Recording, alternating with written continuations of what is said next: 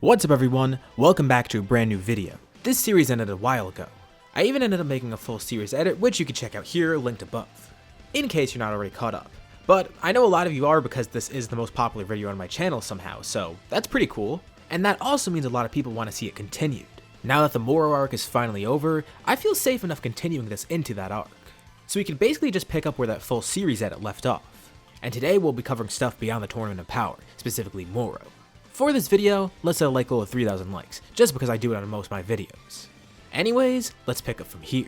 As I mentioned, it's been a long time since the last part of this came out, so I'd recommend watching the full series. A simple recap wouldn't be enough, unless you're already all caught up to speed, in which case, good, because we're picking up right after the Tournament of Power. So things went pretty well there, and now our heroes are back on Earth, getting some much needed relaxation, although it's not really going to last for too long. One of the big takeaways from the last part was the fact that Goku got Ultra Instinct.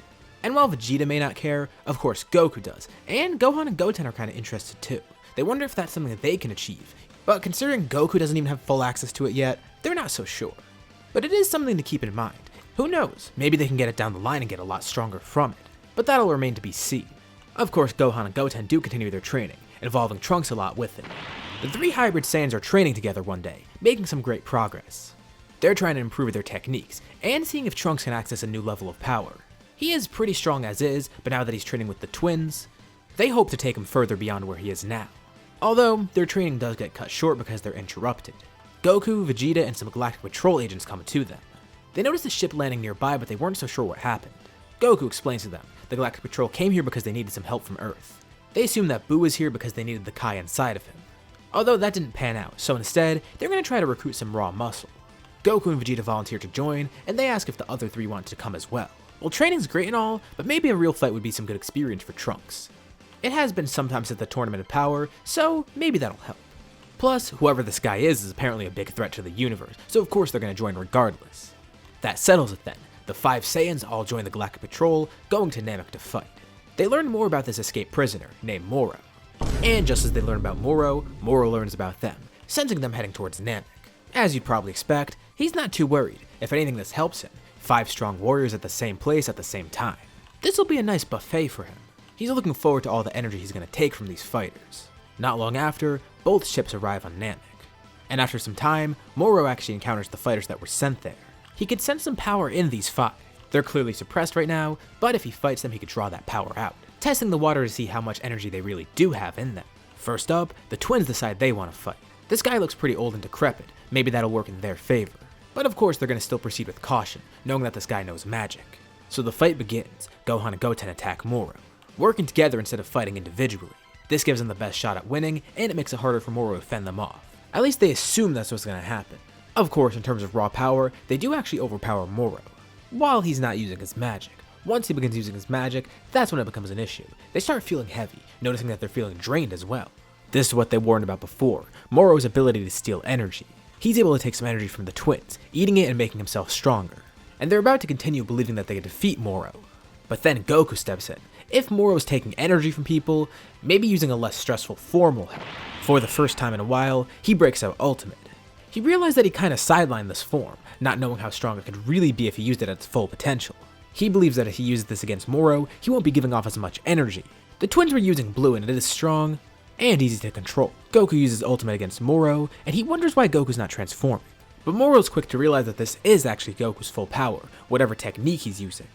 And even though Goku feels like he's not giving off a lot of energy, he is. Even if he's not transformed, there's still energy being used. He thought his plan would work, but it doesn't. It just gives Moro more energy.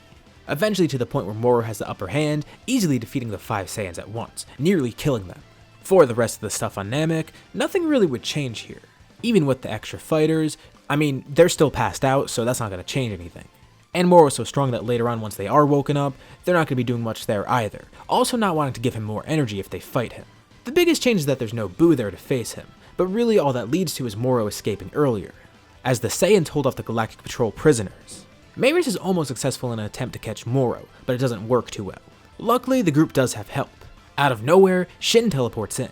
He's been watching everything going on and realizes that they need to escape. So the 5 Saiyans and Mayris go with him, with the Galactic Patrol retreating as well. Shin teleports them aboard the Galactic Patrol ship. He would have loved to help face Moro because he wouldn't be affected by the magic, although he would be putting his life at risk, which means he puts Beerus at risk too. That would definitely be an issue. But this is the least he could do. At least he was able to save them from that danger. But of course now everyone needs to come up with a new plan to defeat Moro. It's not going to be as easy as it was before. He's regained a lot of his power and is much stronger in terms of his physical abilities. Plus, all the escaped prisoners kind of add to the turmoil. Figuring out a path to victory may be tough. Goku remembers his plan from before, and while it might have not worked in Ultimate, maybe he can apply that same principle to Ultra Instinct. But the clear issue with that is that he actually doesn't know how to use Ultra Instinct yet. Kind of a big issue in the plan. But luckily, Moro should be able to teach him. So if Goku goes to train with him for some time, maybe that'll help him unlock the technique. No one's really too sure, but it's worth a try. As for Goten and Gohan, they think it may be a good idea if they join Goku too. Sure, Goku already had experience with it before, which means he's ahead of them. But training alongside Goku would be a good idea regardless. At worst, they just become stronger. And at best, they find a way to unlock Ultra Instinct, meaning they have 3 warriors with it. It's a win-win regardless. So they'll be going along. Maris asks if Trunks and Vegeta want to join too, but Vegeta actually has a different idea. Shin is still there and Vegeta has a question for him. So apparently a Kai can counteract the abilities of the magic, because they have magic of their own.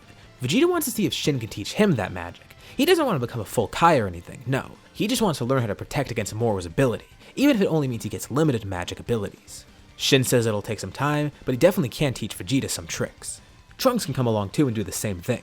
Not like he really has a say because he's going to go with Vegeta regardless. And it seems like the two are going to go with that. So as Goku and Sons leave with Maris, Vegeta and Trunks teleport away with Shin, hoping to learn magic in order to fight Moro. Hopefully this alternate method will work. Moro's crew does end up attacking Earth at some point. Although Gohan isn't there to help, it's not too big of a deal because they have some strong fighters there to defend. Piccolo and Krillin are there obviously, and this time Tenshinhan and Yamcha are there too. Once they fuse into Tiencha, it's pretty easy for them to help. So even without Gohan there, they're still able to defend, and much of that goes like normal. Or at least similar to how it went normally. They just bought Earth some time. Now they have 2 months to train and get ready. Piccolo takes the initiative, deciding to train everyone on Earth for the 2 months. Since Vegeta and Trunks are with Shin, Shin tells him about all this happening, so they know right when to come back to Earth. And as for Goku, Gohan, and Goten, Maris will bring them back in due time. So for the next 2 months, everyone continues their training. For Vegeta and Trunks, they do get stronger in terms of pure power, but that's not what they're really aiming for. And also since they're with the Kais, they may as well get Ultimate while they're there. It'll be a nice boost in power for them, but more importantly, they're going to be learning magic as well. They don't want to be apprentice Kais or anything, but they can at least learn some Kai abilities. And clearly it won't be that easy to learn magic, they never had any experience with it. But for some limited abilities it might not be too difficult, and 2 months should be enough. As we go over to Maris, we see his training is going pretty well too. Goku and Sons make some great progress in terms of power. But as I mentioned with Vegeta, that's not really the most important part. Technique is more important for them, specifically Ultra Instinct. At some point, Goku would learn how to access it again, at very limited intervals. It does take some time though, but eventually he's able to turn it on and off at will, and he begins practicing using it for longer periods of time. As for Gohan and Goten, it's not as easy for them since they've never used it before or had experience with it. Not to mention Goku has like twice the amount of time in terms of experience that they have. So it's going to be a little bit harder for them to adjust. But they're still optimistic that by the end of the 2 months, or the 6 months inside the time chamber, they'll be able to use it themselves. The 2 months pass, and eventually Moro's crew returns to Earth. Piccolo's done a good job training his crew. Ten and Yamcha realize that they might need to rely on fusion here because it makes them a lot stronger, even if it does mean they have one less fighter. Krillin would like to fuse with Piccolo, but that's obviously going to be a problem due to their size difference. But still, individually they're strong enough to help. Too bad that they don't really have anyone to fuse with. To be fair, with Krillin's size, it wouldn't be impossible to fuse with Roshi or Jocko, but the power gap would probably be so big that it wouldn't be worth it. It would be funny though. Anywho, they're able to defend Earth, but at some point it does get a bit tough. People like Sagambo and 7-3 are big issues, especially when Sagambo gets energy from Moro. But thankfully, help is on the way. Not long after, Goku, Gohan, and Goten arrive. With Moro there to greet them, they defeat Sagambo with relative ease, also tossing aside 7-3 and some of the other fighters like it's nothing. Moro's surprised to see that they've grown this strong, but are they strong enough to actually face him? He doubts it, not to mention he has his magic still. So even if they do have more muscle, what's that going to do against his magic? Well, Goku decides to go up against him first, surprising Moro as he activates Ultra Instinct. This really helps close the gap between the two. In terms of raw strength, Goku is able to match Moro, while also relying less on ki attacks, meaning Moro doesn't have as much to absorb. Also, the auto dodge hacks that he has are pretty helpful, obviously. The fight would be a pretty huge spectacle. It would be similar to normal but not the exact same. In terms of power, it's going to be a bit different than canon for Goku. Consider what happened in canon. First of all, he's actually mastered Ultra Instinct, even if temporarily during the Tournament of Power, meaning he has experience with that, as well as that granting him a bigger boost in power later on in the tournament. Plus, there was Broly, and I'm sure after that beatdown he faced with Broly, he would have gotten a nice power-up after being healed. So in canon, he was pretty strong in the Moro arc, and the fact that he got a taste of mastered Ultra Instinct in the Tournament of Power was probably really helpful in his training, but he didn't get to experience that here. So even with his training, he probably has less of a grasp on Ultra Instinct, and although he probably knows that it's not mastered yet, he wouldn't know what truly mastering it feels like, as opposed to what happened in canon. And while he didn't get the same power boost that he would have gotten between the Broly movie and the Tournament of Power, the thing that counters that is the fact that he trained with Gohan and Goten. Those two training partners alongside Maris would obviously help him grow a lot. But the main issue here for him is that Ultra Instinct is kind of fleeting still, despite him being able to turn it on and off whenever. It's not really something that he could hold forever. But it's not like it's going to go away after a few seconds. He just hopes it's enough to hold off Moro for the time being. As long as he paces himself, he should be okay. Plus, he does have a backup plan. Moro does eventually start getting the upper hand, wrestling against Goku and showing his pure might. But as the two fight, Moro suddenly gets attacked from behind, as another fighter jumps in. He turns around and sees Gohan standing there, with the same eyes and aura as Goku. He is also able to use Ultra Instinct Omen, although for a lot less time than Goku.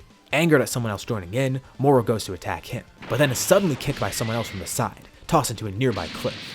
As he stands up from the rubble, he sees someone else standing there. Goten is also using Ultra Instinct. The whole family has it, as Goku, Gohan, and Goten stand over him, all using the same state of power. They may all have this technique, but Moro won't be embarrassed. He goes back to fight them, knowing that their power is fleeting. Hopefully he can outlast them, but that's not really going to be the case here. I mean, when you're facing 3 people with Ultra Instinct, it's not really an easy task. One Ultra Instinct fighter was enough, but now that there's 3, they absolutely dominate Moro. Not only do they have great strength and abilities, but they have great synergy. On the inside of the time chamber, they trade for 6 months. Not to mention they've all grown up together. Of course, Goku would have perfect synergy when fighting with his sons. Moro is being brought to the brink of defeat, and he comes to realize this pretty quickly. There is no path to victory for him. At least, not with his current power and abilities. Maybe if he goes to get 7-3, that'll help him. Using his magic, he's able to create a diversion and escape, rocketing off to where 7-3 is. Not too far away, he finds an almost fully destroyed 7-3, who is also barely conscious. With Goku, Gohan, and Goten on his tail, he speeds up, stretching his hand out to swipe up 7-3. But just as he swipes his hand, 7-3 disappears. He comes to a screeching halt while flying, turning around and seeing where he went. He just disappeared completely. Goku, Gohan, and Goten land in front of him, and as Moro turns his head, he sees 7-3 reappears, in the hands of Vegeta and Trunks, who just teleported back in. Thankfully, from Shin, they were able to learn the Kai Kai. They were watching and wanted to see what Goku and his sons were capable of. And it seems they had things under control, but they still wanted to help regardless. What better way to make an entrance than this? 7-3 tries to attack them, but using magic, Vegeta paralyzes him mid-air, as Trunks uses the burning attack to kill him instantly, erasing every trace of 7-3 right in front of Moro's eyes. Moro's jaw and stomach drops. That was his backup plan. Now he has nothing. He only has 2 options right now: die or get captured again. But if he's gonna die, he's gonna go out on his own terms, taking everyone with him. It's a shame that he won't be able to use Earth as a snack, because he'll have to destroy it alongside himself. Moro begins charging energy, while also trying to steal some from everyone around him. He tries taking some from Vegeta and Trunks, but he comes to see that it doesn't work for some reason. They're able to nullify his magic. Sadly, they didn't have much time to learn any other abilities, but at least they also have Ultimate too, thanks to Elder Kai, which they're currently utilizing. Goku notices it and compliments them. He says it suits them pretty well, even though it doesn't really have any physical changes. But still, it's cool to see them using the same form that he has. Moro notices all of them laughing, acting pretty casually, despite the fact that he's literally about to explode. They're mocking him. They notice Moro seething nearby, and this time, Trunks allows Vegeta to attack, paralyzing Moro himself, while also clamping his mouth shut so he can't eat any energy. It works, but he won't be able to hold Moro for long, so he tells Vegeta to work quickly. In the blink of an eye, Vegeta dashes in towards Moro, as he's held in place and hit by a flurry of punches from Vegeta. It seems Kakarot and his sons already did enough damage, so Vegeta takes pride in the fact that he's gonna get the finishing blow here, and he'll do it in style. Vegeta stretches both his arms out, and in each of them he forms a Keyblade, as he then brings them together, forming to one massive Keyblade. It towers up into the sky, and Moro looks up in fear as Vegeta brings it down on him. A Spirit Excalibur. As the massive Keyblade comes down, it creates a massive ravine behind where Moro once was, slicing mountains and the entire landscape around them. Luckily no one was around, otherwise Vegeta wouldn't be able to flaunt this attack. Left behind is nothing but this massive divot. This attack not only killed Moro, but destroyed pretty much any trace of him. Goku, Gohan, and Goten all powered down, congratulating Vegeta and Trunks on their new power and thanking them for coming in to help against 7-3. They don't know what Moro's plan was with 7-3, but whatever it was, they stopped it. So, all went pretty well. But they still do need to restore all the damage done by Moro, which shouldn't be a problem thanks to the Dragon Balls. But as you could guess, everything here went pretty well. The twins and Goku all access a new power, although they still haven't fully mastered it yet. That's still a long way off, and it's their next goal. And while Vegeta and Trunks didn't learn a lot of magic here, they realized that it's pretty useful, so maybe they could try learning more of that in the future. But for now, they're at least lucky that they were able to defeat Moro. So, that's the end of this arc, and since the next arc barely just started in the manga, we probably won't see another part to this series for a long time. So I'm guessing this is a true finale, at least for now. Hopefully we'll get to see the scenario again sometime soon. Anyways, let's end it here. So, what did you guys think about this part? If anything does happen next, what do you think it'll be? And if I continue this what if, how would you want me to go about it? Should I leave it as is? Should I wait until Granola's finished? Or should I go into GT? Let me know your thoughts and suggestions in the comments below. I'll be sure to check them out to see what you guys think. As always, if you liked the video, be sure to drop a like. And let's try to hit that like goal from the beginning of the video so I know you guys want more parts of this series. If you haven't already, why not subscribe? As well as clicking the bell icon to get notified about any future parts of this what if, or any other uploads on my channel. Anyways, thank you all for watching, thanks for supporting this scenario, and I'll see you all in my next video.